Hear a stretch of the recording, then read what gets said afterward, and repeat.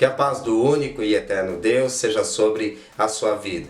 Hoje veremos as profecias bíblicas que já se cumpriram ao longo da história. Um assunto interessantíssimo. Mas antes eu quero agradecer aos novos inscritos e pedir para você que ainda não se inscreveu, se inscreva aqui no canal. Nós vamos bater a meta de 10 mil inscritos. Por que meta? Porque aí vai liberar a aba comunidade.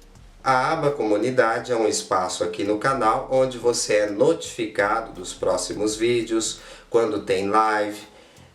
Lançamos também enquetes, onde você vai expressar a sua opinião. É bem interessante. Já existe o espaço comunidade, mas quando o canal chegar a 10 mil inscritos, você será notificado com maior frequência. O canal diante do YouTube fica mais forte. Então eu conto com você, se inscreva no canal, vamos atingir 10 mil inscritos, falta bem pouquinho. Pessoal, a Bíblia é um livro de profecias, profecias que estão para se cumprir, que nós estamos aguardando, mas tem muitas que já se cumpriram. E para a gente entender sobre as profecias, eu aconselho você entender o propósito de Deus com as festas bíblicas, ou também as festas de Deus. Não estou falando das festas judaicas, que os judeus inventaram para eles. Eu estou falando que Deus ordenou fazer na palavra perpetuamente. E para nós cristãos gentios que fomos enxertados na oliveira, nós temos também o direito de participar dessas festas. As festas bíblicas são o propósito de Deus para a humanidade. Cada uma delas representa algo. Então você está vendo a menorá aí na tela. Nós temos, ela é dividida em festas de primavera e festas de outono. Lembrando que é ao contrário aqui do Brasil. Quando aqui é outono, lá é primavera e vice-versa. As festas de primavera, Jesus já cumpriu todas. Então tá aí na tela, só a Páscoa, que é uma semana de festa, ela tem 3 tipos. Você tá vendo aí o cordeiro, depois os pães asmos e por último as primícias, que são os primeiros frutos. Ela acontece do 3º ao 6º dia. Exatamente no 3º dia dessa festa, Jesus ressuscitou. Ele cumpriu, Paulo declarou que ele é o Cordeiro Pascal. Quando ele ministrou aos discípulos, ele pegou o pão sem fermento e falou: esse aqui é o meu corpo que é partido por vós. E ele pegou o cálice e falou: esse cálice é a nova aliança no meu sangue. Eu tenho um vídeo falando sobre a Páscoa, link na descrição. Agora temos, para encerrar as festas de primavera, 50 dias após a Páscoa, Pentecostes, a festa das semanas. A primeira vez que aconteceu essa festa foi quando Deus dá os seus mandamentos, a sua lei, no Monte Sinai. Foi entregue a Moisés em tábuas de pedra e tudo que estava escrito lá, as 70 nações que seguiam a Israel deveriam copiar o que estava escrito em seus próprios idiomas. Espiritualmente falando, quando Jesus cumpriu essa festa, foi quando foi derramado o Espírito Santo. Está lá em Atos 2, cumpriu-se essa profecia e exatamente estrangeiros de outras nações que estavam em Jerusalém agora recebem a palavra de Deus não em tábuas de pedra, mas em tábuas de carne, ou seja, o Espírito Santo dentro dos corações. Está aí o versículo na tela que fala sobre isso, tábuas de pedra e tábuas de carne. E agora você está vendo na menorá que existem as festas de outono, 3 festas que ainda Jesus não cumpriu, mas ele cumprirá. Adiantando, você está vendo trombetas. Trombetas é a festa da vinda do Senhor. Quando ele vier, trazer o milênio, então ele virá nessa festa. Alguém pode falar, mas como? Existem algumas expressões para essa festa, como ninguém sabe o dia e a hora. Como nós não temos o hábito, muitos cristãos não têm o hábito dessas festas, acham que já foi, que o véu rasgou, que Paulo disse para cancelar, Paulo não disse nada disso, mas enfim. Como não se tem esse hábito, então não se percebe que ninguém sabe o dia e a hora é uma expressão.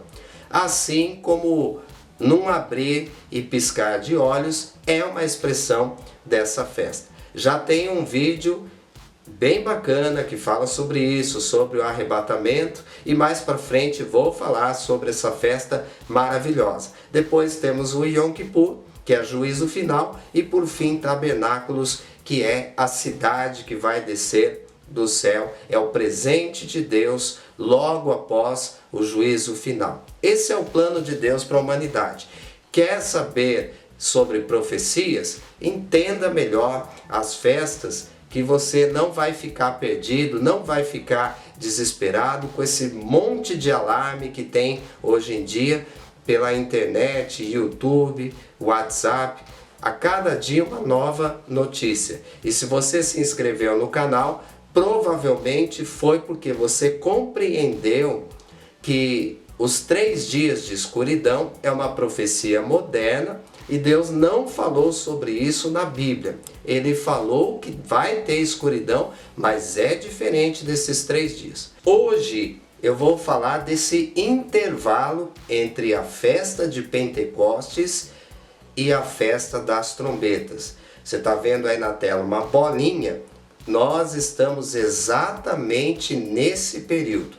Então, de lá para cá, aconteceu várias profecias que já se cumpriram e algumas outras ainda se cumprirão. Vamos ver hoje as que já se cumpriram. A primeira que eu quero destacar, a destruição do segundo templo de Jerusalém. Você já está vendo fotos e essas fotos são ruínas, são pedrarias do templo que foi destruído. Jesus falou para os discípulos, quando eles vieram comentar sobre as construções do templo, na nossa Bíblia está construções, mas lê-se como os edifícios do templo. E aí se cumpriu. Alguns judeus que são anti-Jesus, eles falam que essa profecia não se cumpriu porque restou um pedacinho do Muro das Lamentações. Mas no texto diz os edifícios do templo. Então cumpriu-se a profecia. Jesus falou que não ficaria pedra sobre pedra que não seria derrubada ou derribada. Está aí na tela, você pode perceber que as pedras foram derrubadas, estão espalhadas. Essas imagens são atuais da esplanada do templo em Jerusalém.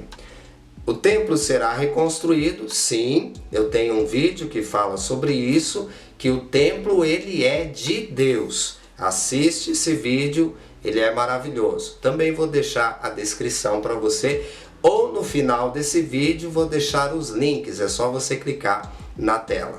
Segunda profecia sobre os muros de Jerusalém. Isso é interessante. A palavra diz que os muros só podem ser reconstruídos por estrangeiros. E foi exatamente isso que aconteceu. Os muros foram destruídos, assim como o templo aconteceu no ano 70 da era cristã. E aí os muros foram derribados, assim como todo o templo. Eles foram reconstruídos, mas caíram de novo, sempre por estrangeiros.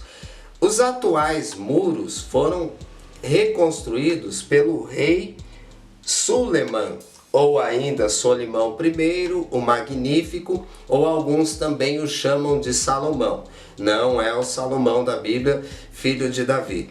Esse rei, ele era sultão islâmico e ele costumava sonhar muito, ter sonhos espirituais, E num desses sonhos, ele tinha que construir ou reconstruir os muros de Jerusalém, senão ele seria devorado por leões. Então ele deu uma ordem, 2 arquitetos foram lá, fizeram todo o trabalho e os muros foram reconstruídos. Um dos arquitetos acabou morrendo porque eles deixaram o Monte Sião de fora dos muros. Estrangeiros edificarão os teus muros e os seus reis te servirão, porque no meu furor te castiguei, mas na minha graça tive misericórdia de ti. Olha a palavra graça no Antigo Testamento.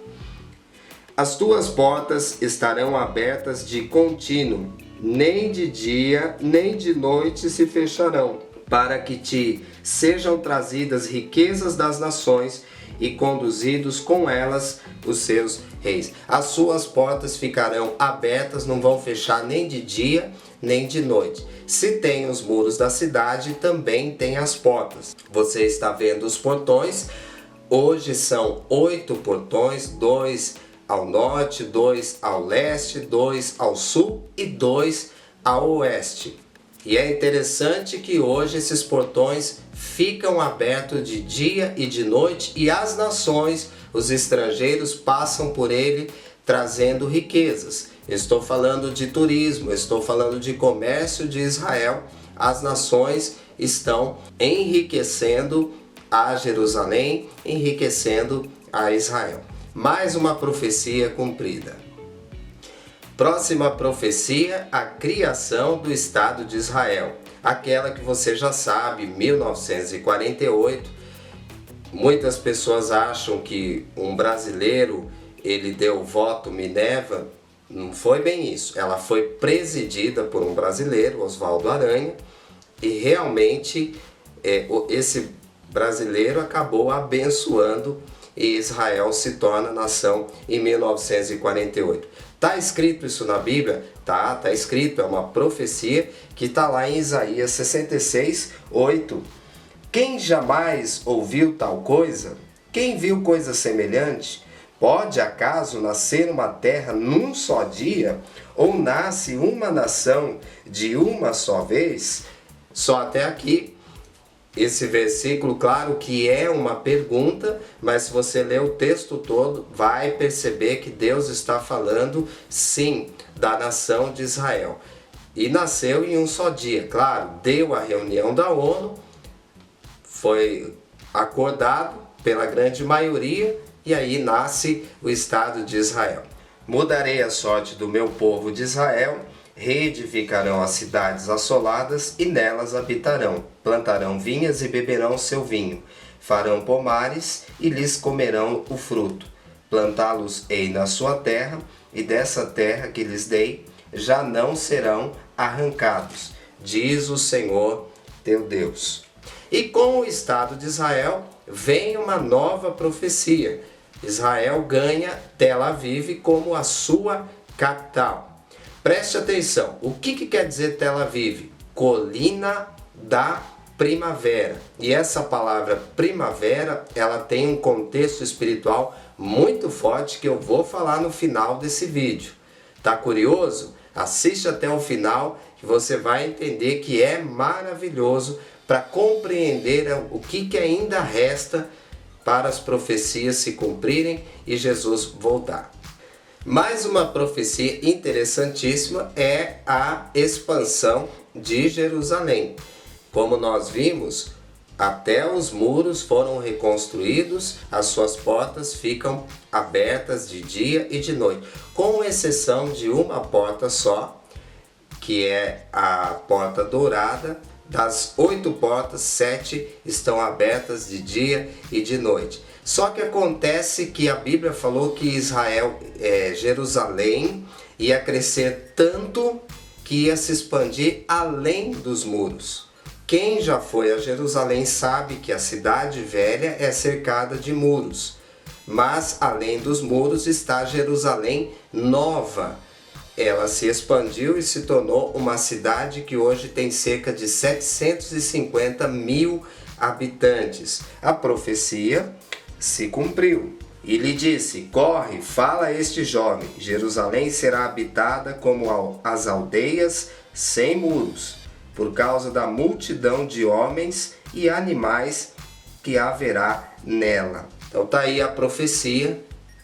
Não é que ela não ia ter muro, mas é que ela ia ser tão grande que parecia não ter muros. É exatamente como está assim hoje em Jerusalém.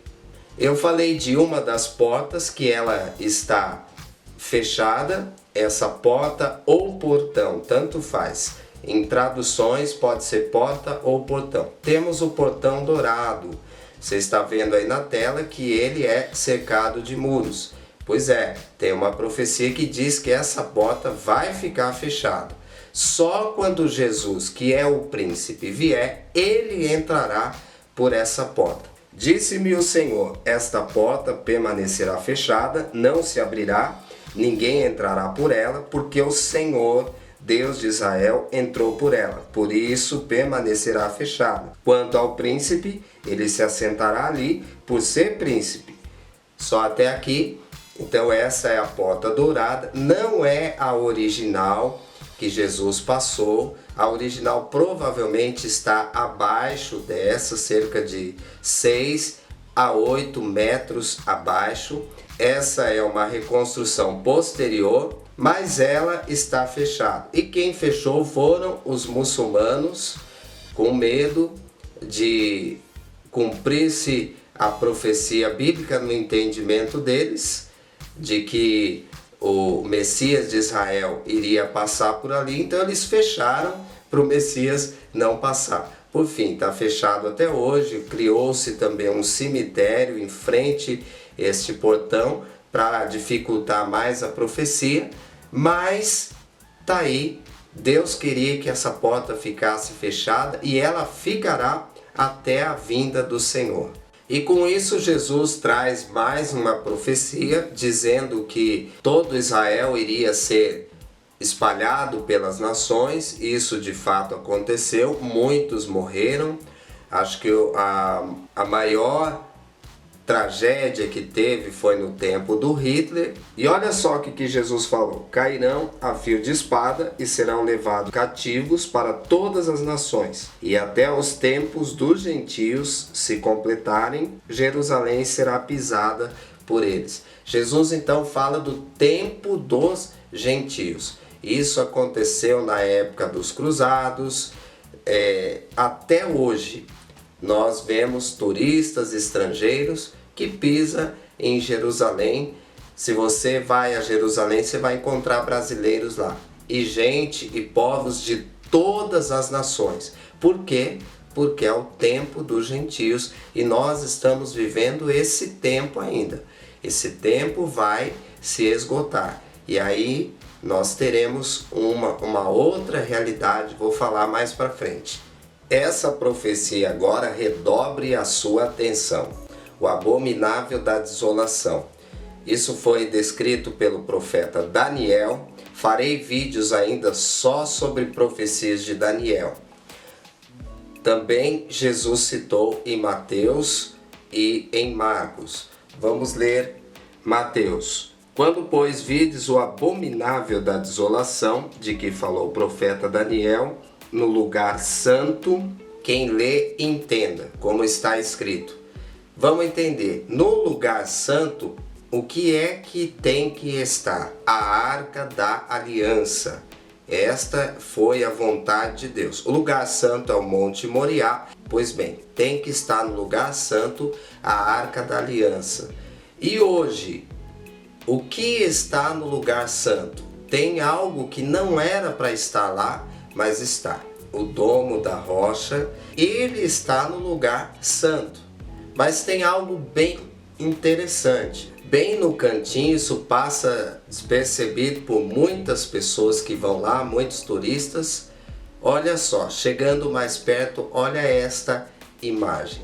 A Arca da Aliança, ela obrigatoriamente tinha 2 querubins, um olhando para o outro e tocando as suas asas. O que nós temos aí? Olha e me diga sinceramente. Não são simplesmente dois querubins, são dois demônios que estão um de frente para o outro. Este é um sinal de que é o abominável da desolação. O texto da Bíblia diz que é para correr, que é para fugir desse local.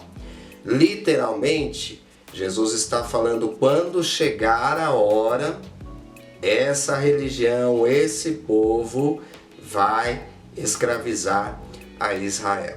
Mas a profecia já está aí.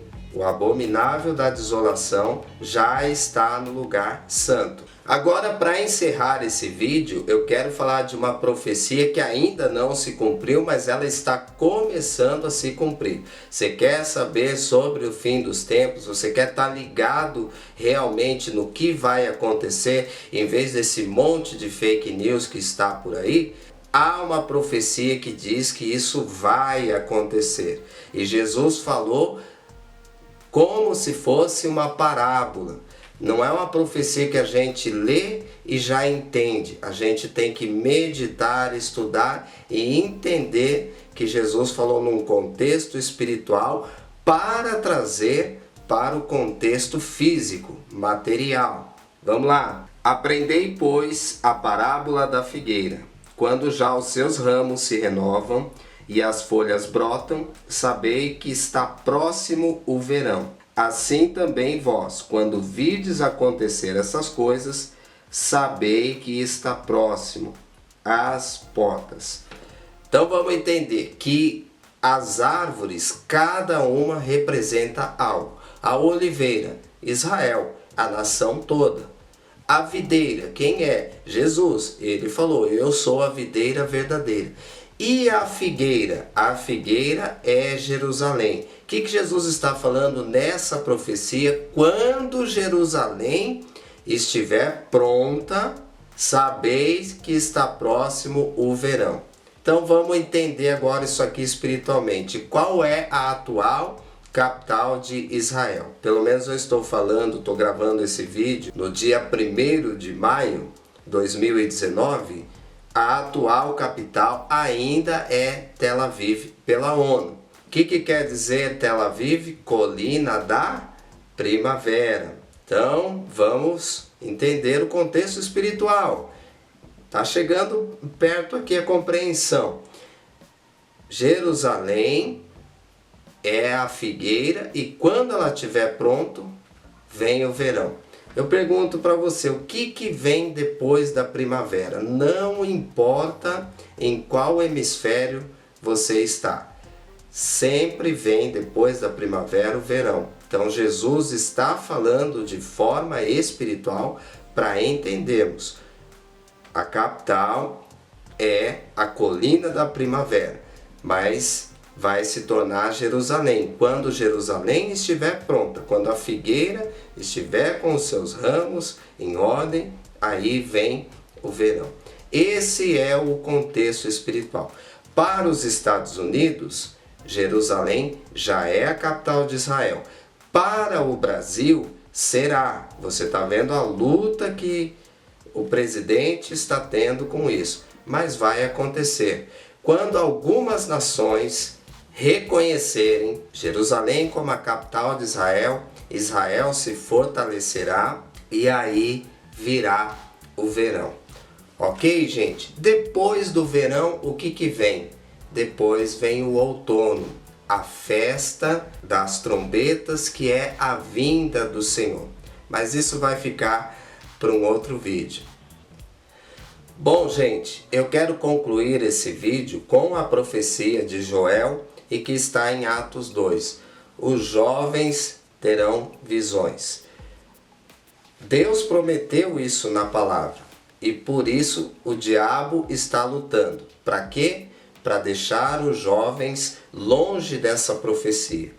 Qual que é a maior luta dos jovens de hoje?